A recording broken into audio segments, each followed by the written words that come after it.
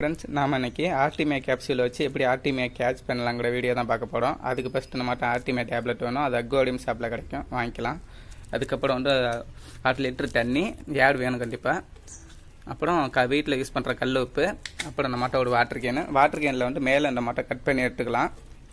உள்ளடி அந்த ஏடு ஓஸுக்கு நான் அந்த மாட்டை ஃபெவிகால் போட்டு ஒட்டிட்டேன். அப்படி ஒட்டினாலே போதும்.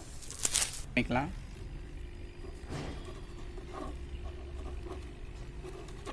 மாட்டினதுக்கப்புறம் இது ஸ்டேபிளாக எடுக்கிறதுக்காண்டி இந்த மட்டும் ஒரு டப்பா வச்சுக்கிறேன். உங்கள் வீட்டில் என்ன டப்பா இருக்கோ அதை யூஸ் பண்ணிங்க. இதை ஒரு மிட்டாய் டப்பா வச்சுருக்கேன்.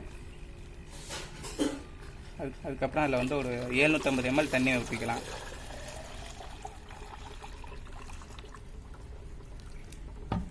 இந்த அளவுக்கு தண்ணி வந்ததுக்கப்புறம்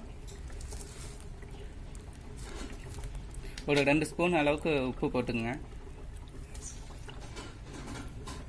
அடுத்தது ஆர்டிமியா கேப்சூல் தான். இதில் பாதி போட்டாலுமே போதும். இப்படி தான் இருக்கும் ஆர்டிமியா கேப்சூல்.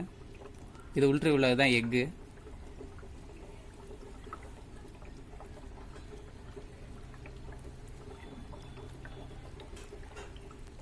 அவ்வளோதான் ஃப்ரெண்ட்ஸ், வேலை முடிஞ்சது. நாளைக்கு ரிசல்ட் எப்படி இருக்குன்னு பார்க்கலாம்.